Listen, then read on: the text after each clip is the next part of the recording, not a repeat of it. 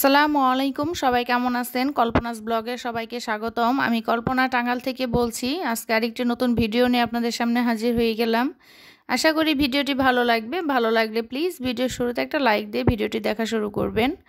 তো এখানে গস কাপড়ের দোকানে আসছি। এটা রোজার এক সপ্তাহ আগের ভিডিও, কারণ রোজার মধ্যে তো আসলে এনারা গস কাপড় বের করতে চায় না। দেখা যাচ্ছে যে রোজার ঈদের মধ্যে যতই চাকচিক্য কাপড় কিনি না কেন, আরামদায়ক কাপড় তো কিনতেই হবে বাসায় পরার জন্য। সফট নরম সুতি বয়েল এই ধরনের কাপড় তো কিনতেই হবে। তো এখানে পিঙ্ক কালার এটা মেয়ের জন্য, আর হলুদের মধ্যে এটা আমার জন্য দুইটা নিচ্ছি, আর বড় মেয়ের জন্য একটা। আর ছোটো মেয়ের যেহেতু গেঞ্জি পরে, ওর জন্য নেওয়া হয় না আর কি। তো দেখা যাচ্ছে যে সুতি কাপড় তো এটা মাস্ট লাগবেই ঘরে পরার জন্য। একদম আরামদায়ক কাপড়গুলা, যতই চাকচিক্য কাপড় যত ডিজাইনালা কাপড়ই কিনি না কেন, সুতি কাপড় তো মাস্ট এটা লাগবে, যেহেতু গরম এসে গেছে। গরমের মধ্যে কিন্তু সবাই দেখা যায় আরামদায়ক কাপড়টাই খোঁজা হয় বাসায় পরার জন্য। বাহিরে যাওয়ার জামা কাপড় তো সেগুলো আলাদাই। তো বাসায় পরার জন্য এখানে সুতি কাপড় নিতেছি। সবসময় দেখা যায় এখান থেকে বেশিরভাগ সময় সুতি কাপড়গুলো নেওয়া হয়। এই দোকানের কাপড়ের কোয়ালিটিটাও ভালো, আর দামটাও মানে যতটুকু না রাখলেই হয় না আর কি, ততটুকুর মধ্যেই, খুব একটা বেশি রাখা হয় না। তো সব মিলিয়ে আমার কাছে খুব ভালোই লাগে, সেজন্য আর কি এখান থেকে প্রায় সময় আনা হয় গস কাপড়গুলো আর কি। দেখা যাচ্ছে যে রোজার মধ্যে তো দর্জিও এগুলো বানিয়ে দিতে চায় না, কারণ তখন ঈদের অনেকগুলো অর্ডারই থাকে। ঈদের ভিড়ের মধ্যে আর কি গস কাপড়গুলা যেমন দোকানদাররা বের করতে চায় না, তেমনি দর্জিরাও বানিয়ে দিতে চায় না। এর জন্য রোজার এক সপ্তাহ আগে এনে এগুলো আমি বানিয়ে ফেলছি আমার আর আমার মেয়ের জন্য। কারণ ঈদের মধ্যে দেখা যাবে বেড়াতে যাওয়া হবে, সেখানে যত ডিজাইনের কাপড়ই পরি না কেন, দিন শেষে তো সুতি কাপড়টা পরতেই হবে। তো এখানে এটা কয়েকদিন আগের ভিডিও ছিল, রোজার এক সপ্তাহের আগের ভিডিও আর কি। তো এখানে বিকেলবেলা রান্না করতে আসছি। এখানে আজকে চিকেন রান্না করব, মানে মুরগির মাংসটা। বাচ্চারা দেখা যায় মাংসটাই বেশি পছন্দ করে। তো এখানে আজকে রান্না করে দিতেছে আমার বড় মেয়ে। তো বড় মেয়ে বলতেছে যে আম্মু আজকে আমি মাংসটা বসাই। তো ইদারিং ও প্রায় রান্না করে দিতে চায়, এটা সেটা রান্না করে দেয়ও। দেখা যাচ্ছে যে মাংসটা পুরাটাই মশলাও নিচে থেকেই দিছে। তখন বললাম যে দাও আমি একটু ভিডিও করি, তো ভিডিও করে নিলাম। মেয়ে বড় হলে আসলে মায়েদের অনেক আরাম হয়। তো এখন মেয়ের যেহেতু পড়াশোনা নাই, এখন যেহেতু এসএসসি পরীক্ষা শেষ, দেখা যায় রোজা থাকে, নামাজ পড়ে, তার ফাঁকে টুকটাক আমাকে কাজে সাহায্য করে। দেখা যাচ্ছে ইফতারের আগে তো শরবত ফল ওই কাটে, বানায়, শরবত বানায়। আবার দেখা যাচ্ছে যে রান্নায় টুকটাক হেল্প করে। তো আজকে বলতেছে যে আম্মু আমি মুরগিটা রান্না করি। তো বললাম আচ্ছা রান্না করো, টুকটাক রান্না শেখো। তো আজকে মুরগিটা ওই রান্না করছে, মাশাল্লাহ খেতে অনেক ভালো হয়েছে।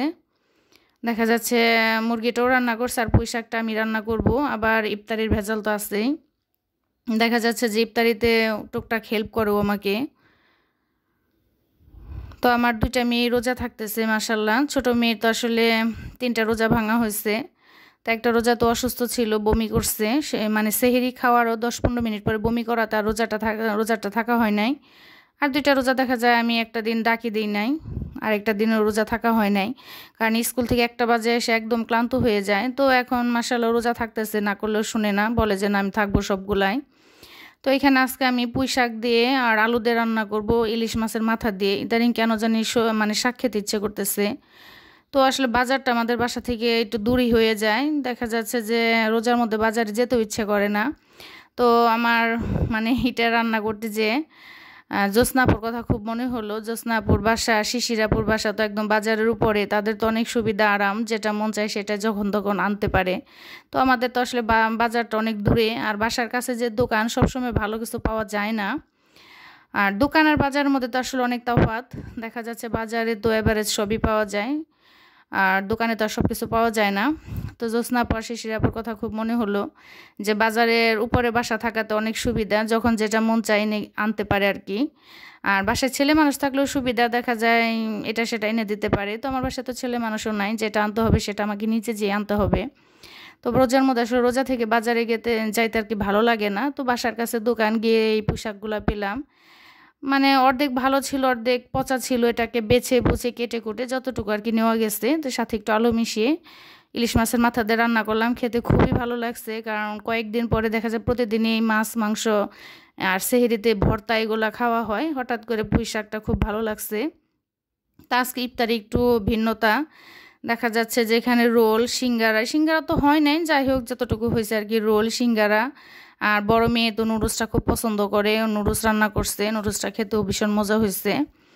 তো নুডলস আর এখানে হচ্ছে চিকেন কাবাব এই টুকটাক ভেজে নেওয়া হয়েছে। আর এটা এখানে বুট বড়াও আছে আর কি। আর এখানে লাচ্ছি বানাইছে আমার মেয়ে, আর তরমুজের শরবত, ট্যাঙের শরবত। আর প্রতিদিন আমার ছোট মেয়ে আড়ঙের জুসটার মধ্যে কি পাইছে জানি না, আড়ঙের জুসটা তার এতই পছন্দ, সে প্রতিদিন নিয়ে আসবে, তার জন্য একটা, তার বোনের জন্য একটা। তো এখানে তো সিম্পলভাবে আমাদের মা মেয়েদের ইফতার করে সন্ধ্যার পরে যাব একটু মেয়েদের কিনে মার্কেটে।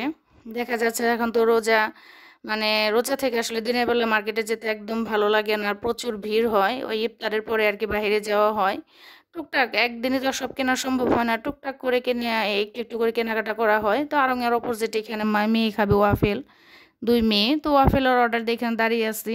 তো আজকে আড়ঙের ভিতরে যাওয়া হয় নাই, কারণ আজকে আর আড়ঙে থেকে কিছু কেনাকাটার নাই। তো আমি প্রথম দিনে আড়ঙে যে যা কেনাকাটা করার সব কেনাকাটা করে ফেলছি। তো এখানে আজকে কেনার ছিল শুধু 3টা জিনিস, তো বাসায় গিয়ে দেখাবো কি কি কিনলাম। তো এতক্ষণ ধৈর্য ধরে যারা ভিডিওটি দেখতেছেন তাদের অসংখ্য ধন্যবাদ। লাইক দিতে ভুলে গিয়ে থাকলে প্লিজ একটা লাইক দিয়ে নেবেন। আর আজকে যদি আমার চ্যানেলে নতুন হয়ে থাকেন তাহলে আমার এই ছোট্ট চ্যানেলটিকে সাবস্ক্রাইব করে আমার পাশে থেকে যেতে পারেন। আর ভিডিওটি কেমন লাগলো সেটা অবশ্যই কমেন্টে জানাবেন। আপনাদের এক একটা ভালো কমেন্ট আর একটা ভিডিও বানাতে অনেকটা উৎসাহিত হই। এই রোজার মধ্যে, রোজা থেকে দেখা যাচ্ছে রান্নাবান্না কাজকর্ম সব কিছু করে ভিডিও এডিট করে ভয়েস দিয়ে ভিডিওটা আপলোড করা অনেক অনেক কষ্টদায়ক। সেটা হয়তো বা নিজে না করলে বুঝতে পারতাম না। দেখা যাচ্ছে যে এখন এটা সেহরির পরে ভয়েস দিতেছি, আর রোজার দিন উঠতে একটু দেরি হয়, সকালে উঠে ভয়েস দিতে গেলে গলার অবস্থা এতটাই বাজে যে নিজের ভয়েস নিজের কাছে বিরক্ত লাগে, আপনারা আর কি শুনবেন। তো সেই জন্য সেহরি খেয়ে নামাজ পড়ার পরে দেখা যায় ভয়েসটা দিয়েই শোয়া হয়। তো এটাও তো আসলে একটা প্যারাময় কাজ, তারপরও ভালো লাগা কাজ করে, কারণ একটা দিন ভিডিও না দিলে দেখা যায় আপনাদের কাছে অনেকটা দূরে সরে যায়।